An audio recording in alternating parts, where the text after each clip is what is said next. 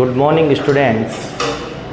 मैं राहुल जेतवाल आन academy senior secondary school Kekri मैं सभी 10th क्लास से 11th क्लास में आने वाले विद्यार्थियों का स्वागत करता हूं। मैं मैथ्स टीचर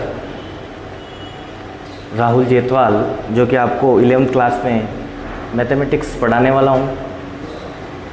और बेटा मेरी जो क्वालिफ़िकेशन है वो JEC-RC UDML से मैंने बीटेक किया है मैकेनिकल स्ट्रीम से। और इसके अलावा साथ ही साथ में आप ही की जैसे 10th के बाद मैंने मैथ्स ली। मैथ्स लेने के बाद मैंने 12th केकड़ी से करी है गवर्नमेंट सीनियर सेकेंडरी स्कूल से। देन उसके बाद मैं कोटा गया। कोटा से मैंने करियर पॉइंट इंस्टीट्यूट से मैंने इंजीनियरिंग एंट्रेंस एग्ज़ाम की तैयारी करी। उसके बाद मेरा जो सिलेक्शन हुआ था वो पणजी गोवा में हुआ था NIT में।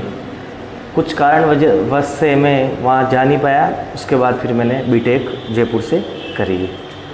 ये तो मेरा छोटा सा इंट्रोडक्शन हुआ। फिर बाकी अपन क्लास लेते रहेंगे तब थोड़ा थोड़ा और पता चलता रहेगा, इंट्रोडक्शन और चलता रहेगा। आपके बारे में भी मैं जानता रहूँगा और आप मेरे बारे में भी जानते रहेंगे। जैसा कि आपको पता है अभी पूरा विश्व, पूरा वर्ल्ड जो कि कोविड-19 से बिल्कुल ग्रसित है और उससे मतलब उसकी जो अपन लोग हैं अपन जो उससे फाइट कर रहे हैं और अभी तक इसकी कोई वैक्सीन नहीं आई है। तो मैं आशा करता हूँ कि सब अपने घर पर सकुशल होंगे और बिना वजह अभी बाहर निकलना अच्छी बात नहीं है। कहीं भी जाए तो मास्क लगा के जाए, कहीं भी जाए तो सैनिटाइज़र अपने पास में रखे, उसका यूज करें और जितना हो सके अभी घर में रहे। और अभी जैसा कि आपको पता है कि पहले क्लासें ऑफलाइन चलती थी, अब सब ऑनलाइन सब प्रोसेस स्टार्ट हो गया, डिजिटल इंडिया बन रहा है। उसी के साथ अपन भी हमारी स्कूल आन अकेडमी भी डिजिटल बनने जा रही है। और इसी साल हमने सीनियर सेकेंडरी स्कूल किया है तो 11th और 12th हमने स्टार्ट करने की योजना बनाई है, प्लानिंग करी है। तो बेटा मैं आज फर्स्ट क्लास में आपको ये बताना चाहूँगा कि अपने मैथमेटिक्स लेने के क्या क्या मुझे एडवांटेज है सर, क्या क्या मुझे आगे जाके क्या बन सकता हूँ। ये 10th क्लास के बाद 11th में आने के लिए सबसे लोगों के लिए, बच्चों के लिए सबसे ज़्यादा मतलब कन्फ्यूज़न वाली बात हो जाती है कि सर मैं सब्जेक्ट क्या लूँ, बायो लूँ, कॉमर्स लूँ, मैथ्स लूँ, मतलब मेरे को समझ में नहीं आ रहा सर मैं क्या लूँ। मुझे उनका एम डिसाइड नहीं होता कि मुझे आगे जाके बनना क्या है। कुछ स्टूडेंट्स तो ऐसे होते हैं कि जैसे मेरा दोस्त क्या ले रहा है तो मैं भी वही ले लेता हूँ। ऐसा नहीं बेटा, आपके दोस्त का क्या प्लानिंग है, वो आगे जाके क्या बनना चाहता है, आपकी क्या प्लानिंग है मित्रों। सबकी अलग अलग प्लानिंग होती है कि मुझे IAS बनना है, मुझे IES बनना है, मुझे IPS बनना है, मुझे SSC में जाना है, मुझे जूनियर इंजीनियर बनना है, इंजीनियरिंग करनी है, मुझे रिसर्च फील्ड में जाना है। अलग अलग फील्ड का अलग अलग कैरियर होता है। जैसा कि मैं आपको बता देता हूँ कि मैं मैथमेटिक्स क्यों लूँ, एडवांटेज ऑफ मैथमेटिक्स, मुझे मैथ्स क्यों लेनी चाहिए। हु शुड टेक मैथमेटिक्स, मतलब मुझे मैथ्स क्यों लेनी चाहिए। मैथमेटिक्स वही लेगा जिसका इंटरेस्ट मैथ्स में हो, और नहीं भी होगा तो बेटा धीरे धीरे मैथ्स में इंटरेस्ट आ जाएगा। जैसे जैसे आप आगे बढ़ोगे, पढ़ते हुए चले जाओगे तो मैथ्स में इंटरेस्ट अपने आप से ही आ जाएगा। इंटरेस्ट इन मैथमेटिक्स, मैथ्स में जिसका इंटरेस्ट होता है पहली बात तो वो मैथ्स लेता ही लेता है। साथ में जैसे किसी का फ्रेंड हो, जैसे मेरा ही दोस्त था, उसने मैथमेटिक्स ली तो कुछ बोले कि सर मैं भी मैथमेटिक्स लूँ, मेरे दोस्त ने भी मैथमेटिक्स ली तो मैं भी मैथमेटिक्स ले लूँ। तो ऐसा नहीं करना बेटा। Easy entrance exam in preparation, mathematics लेने से बेटा कि कोई सा भी एंट्रेंस एग्ज़ाम दो आप। जैसे मुझे सर बाहर विदेश में पढ़ाई करने के लिए जानी, फॉरेन में जाना है मुझे, तो वहाँ उसके लिए एक एंट्रेंस एग्ज़ाम होता है। तो मैं आपको बता देता हूँ कि जितने भी एंट्रेंस एग्ज़ाम होते हैं 80% एग्ज़ाम में मैथमेटिक्स और रीजनिंग ज़रूर आती है। तो उसके लिए अपने को मैथ्स लेने से एक एडवांटेज मुझे मिल गया। एक आर्ट्स वाला बच्चा आएगा, एक मैथ्स वाला बच्चा आएगा तो उसको तो बेनिफिट मिलेगा मैथ्स वाले को, उसको क्वेश्चन करने में सोल्व करने में दिक्कत आएगी नहीं। दूसरा important factor in government exam, जितने भी गवर्नमेंट एग्जाम हो रहे हैं मैथ्स से रिलेटेड, अदर रिलेटेड, सब में मैथमेटिक्स आती है बेटा। थोड़ा पार्ट जैसे 30% रख दिया मैथ्स का पार्ट, उसमें रीजनिंग भी ऐड हो जाती है, पजल वगैरह क्वेश्चन आ जाते हैं जो मैथ्स वाले बच्चे आसानी से उसको सोल्व कर पाते हैं बेटा। दूसरी बात मैं बता देता हूँ, कैरियर इन डिफेंस सेक्टर। कोई बच्चे का इंटरेस्ट होता है कि सर मुझे आर्मी में जाना है, डिफेंस में जाना है, तो जैसे मैं आपको बता देता हूँ NDA है, नेशनल डिफेंस एकेडमी, उसके लिए आपको बेटा मैथमेटिक्स बहुत ज़रूरी है, वो उसमें आपको मैथ्स का पार्ट बहुत इम्पोर्टेंट है। सेकंड वन, जैसे सर मुझे एक्समैन वाईमैन होता है जो कि एयरफोर्स में होता है, तो जो कि उसमें भी आपको मैथमेटिक्स ज़रूरी है एक्समैन में। कैरियर इन डिफेंस के अलावा डिफेंस में क्या क्या कैरियर बना सकते हो, जैसे आपने कुछ बैचलर डिग्री ले ली, डिग्री लेने के बाद मैथमेटिक्स से आप CDS का एग्ज़ाम फाइट कर सकते हो, CDS में मैथमेटिक्स इम्पोर्टेंट है। इस तरह से अपन डिफेंस में अपना कैरियर बना सकते हैं। टीचिंग सेक्टर, सर टीचिंग कैसे करूँ मैं मैथमेटिक्स में, जैसे मैं आपको बता देता हूँ कि सर जैसे आपने 11th में मैथमेटिक्स ले ली, 12th तक मैथ्स चली, बोर्ड का एग्ज़ाम क्लियर कर लिया, देन उसके बाद आपने BSc कर ली, BSc के बाद आपने B.Ed कर ली, B.Ed मैथमेटिक्स से MSc कर ली, तो आप टीचिंग सेक्टर में जा सकते हो। टीचिंग सेक्टर से आप फर्स्ट ग्रेड टीचर मैथमेटिक्स के बन सकते हो और लोगों को अपनी सेवाएं दे सकते हो, मैथ्स के अंदर अपना ज्ञान बांट सकते हो, मैथ्स के अंदर लोगों को। Professional course, sir professional course में आप अपना करियर बना सकते हो। जितने भी प्रोफेशनल कोर्स हैं उसमें मैथमेटिक्स बड़ी इंपॉर्टेंट अपना पार्ट रखती है और उसमें मैथ्स का बहुत ही इंपॉर्टेंट पार्ट होता है, तो प्रोफेशनल कोर्स में भी आप जा सकते हो। जैसे कि मैं आपको बता देता हूँ, जैसे आपने 12th क्लियर करी, मैथ्स के बाद आप B.Tech कर सकते हो। B.Tech की फुल फॉर्म होती है बेटा bachelor of technology. Sir B.Tech तो सर आजकल बड़ा नेसेसरी हो गया है, तो मैं आपको बता देता हूँ B.Tech से आप रिसर्च सेंटर में भी जा सकते हो। B.Tech कैसे करनी होती है सर, अच्छे कॉलेज कैसे मिलेंगे मुझे, उसके लिए देखो आप, सर IIT JEE का एग्ज़ाम मुझे फाइट करना पड़ेगा, JEE मेंस एग्ज़ाम मुझे फाइट करना पड़ेगा, Indian institute of technology joint engineering entrance exam. Sir इससे क्या होगा, इससे बेटा इससे गवर्नमेंट सीट से अपने को B.Tech करने को मिल सकती है और इंडिया के टॉप कॉलेज में अपना एडमिशन हो सकता है। वो किसके थ्रू होगा, जब आप मैथमेटिक्स लोगे तभी आप IIT JEE का एग्ज़ाम फाइट कर सकते हो और आपको IIT JEE से आप B.Tech करो और रिसर्च सेंटर में जा सकते हो। अच्छी कंपनी में आपका अगर प्लेसमेंट हो जाता है तो आपको लाखों में पैकेज भी मिल सकता है। स्टेट गवर्नमेंट भी अपना खुद का एग्ज़ाम लेती है B.Tech से, स्टेट गवर्नमेंट भी अपना खुद के इंजीनियरिंग कॉलेजेस हैं, वहाँ पर भी आप एडमिशन ले सकते हो, वहाँ से भी आप इंजीनियरिंग करके अलग अलग सेक्टर में जा सकते हो, वहाँ से भी आपको प्लेसमेंट हो सकता है। प्राइवेट इंस्टीट्यूट से भी आप इंजीनियरिंग कर सकते हो, उसके लिए भी आपको मैथ्स बड़ी इंपॉर्टेंट चीज़ है। PCM फिजिक्स केमिस्ट्री और मैथ्स इंपॉर्टेंट पार्ट है मैथमेटिक्स के लिए। सर इसके अलावा मेरा करियर कैसे बन सकता है मैथ्स में B.Tech के अलावा, बेटा B.Tech के अलावा जैसे ही मैथ लो, मैथ लेने के बाद अपन मैथमेटिक्स लेने के बाद आप जैसे ही ग्रेजुएशन करो BSc के बाद आप SSC की तैयारी करो। जैसे ही आप BSc करते चलो उसके साथ SSC की तैयारी भी कर सकते हो। सर SSC है क्या, SSC देखो स्टाफ सिलेक्शन कमीशन है बेटा, ये 2 टाइप के एग्ज़ाम लेती है, एक तो ग्रेजुएशन लेवल पर, एक 12th लेवल पर। इसमें बेटा मोस्ट इम्पोर्टेंट पार्ट रखता है मैथमेटिक्स।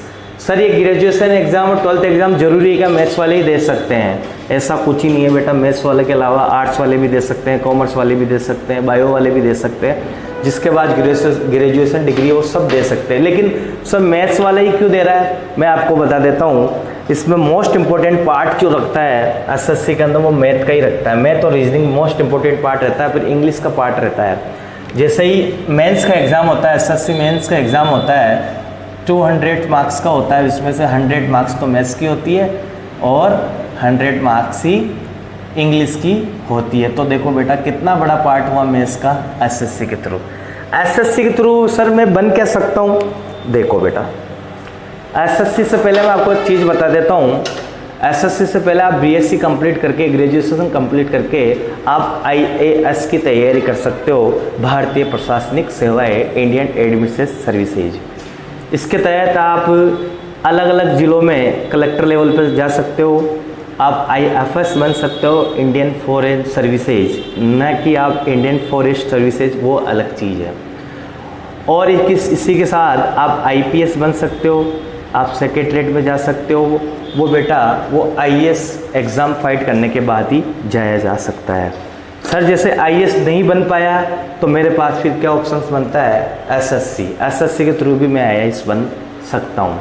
इसके साथ स्टेट गवर्नमेंट के एग्ज़ाम देने के बाद, आरएएस देने के बाद भी मैं आईएएस की प्रिपरेशन भी कर सकता हूँ। उसमें मैथ्स का बड़ा इंपॉर्टेंट पार्ट रहेगा। मैथ्स वाले कहीं भी ठोकर नहीं खा सकते हैं, मैथ्स वाले हमेशा कहीं भी अपनी स्थान बना लेते हैं अपना, कहीं भी, मतलब ऐसा बोलते हैं ना कि मैथ्स वाले कहीं भी घुस जाते हैं सर, मतलब मैथ्स वाले कहीं भी ठोकर नहीं खाते बेटा, कहीं भी दुख नहीं पाते हैं। मतलब आप मैथ्स लो, मैथ्स के बाद अपने पास बहुत सारे ऑप्शंस खुल जाते हैं। सर स्टाफ सिलेक्शन कमीशन से मैं क्या बन सकता हूँ, स्टाफ सिलेक्शन कमीशन से बेटा आप बहुत सारी चीज़ें आगे बढ़ा सकते हो। स्टाफ सिलेक्शन कमीशन में एसएससी के थ्रू आप सीजीएल का एग्ज़ाम दे सकते हो, सीएचएसएल का एग्ज़ाम दे सकते हो, सीपीओ का एग्ज़ाम दे सकते हो, एसएससी जेईएन का एग्ज़ाम दे सकते हो। सीजीएल क्या है सर, कंबाइंड ग्रेजुएशन लेवल। इस एग्ज़ाम को फाइट करने के बाद आप इनकम टैक्स ऑफिसर बन सकते हो, सेंट्रल एक्साइज डिपार्टमेंट में जा सकते हो, सब इंस्पेक्टर बन सकते हो इन सीबीआई में, डिवीज़न अकाउंटेंट बन सकते हो, ऑडिटर बन सकते हो, असिस्टेंट इन सेंट्रल विजुलाइजेशन बन सकते हो कमीशन में, मिनिस्ट्री ऑफ रेलवे में जा सकते हो, और काफ़ी ऑप्शन है मेरे पास, नारकोटिक्स ऑफिसर बन सकते हो। ये सब बेटा सीजीएल एग्ज़ाम पास करने के बाद बन सकते हो। और सीजीएल एग्ज़ाम के लिए क्या इंपॉर्टेंट है, मैथमेटिक्स बड़ी इंपॉर्टेंट पार्ट रखती है। सर मेरे पास और क्या ऑप्शंस हैं, इससे मैं कैसे आगे जा सकता हूँ मैथ्स लेने से। देखो बेटा, आप बीटेक के अलावा, सर जैसे मेरा इंटरेस्ट टेक्निकल फील्ड में नहीं है, बीटेक मैं मैथ्स भी ले लूँ, मेरा इंटरेस्ट टेक्निकल फील्ड में नहीं है सर जाने का, तो सर आप भी आर्किटेक्ट्स करो, बैचलर ऑफ आर्किटेक्चर। ये बेटा बीटेक तो होता है 4 ईयर्स का कोर्स होगा, और बी आर्किटेक्चर होगा 5 ईयर का। बैचलर ऑफ आर्किटेक्चर बेटा, इसका जो एग्ज़ाम होता है वो नाटा कहलाता है। नाटा होता है national aptitude test in architecture. जिसके थ्रू आप आर्किटेक्चर में अपना करियर बना सकते हो, सिविल लाइन में जा सकते हो, कंस्ट्रक्शन का जितना भी काम होता है सब भी आर्किटेक्चर के ही थ्रू होता है। सर ज़रूरी है क्या मैं बीटेक ही करूँ, बी आर्किटेक्चर ही करूँ? नहीं, ऐसा कुछ ज़रूरी नहीं बेटा। आप इसके अलावा अपना करियर पढ़ाई टीचिंग लाइन में भी जा सकते हो। आप बीएससी करो, बैचलर ऑफ साइंस, बीएससी के बाद आप पहले उसके बाद बीएड कर लो। बीएससी जो होगी 3 ईयर्स की होगी, 12th के बाद 3 ईयर्स की बीएससी होगी, जो ग्रेजुएशन अपने को डिग्री मिल जाएगी, यूजी जिसको बोलते हैं।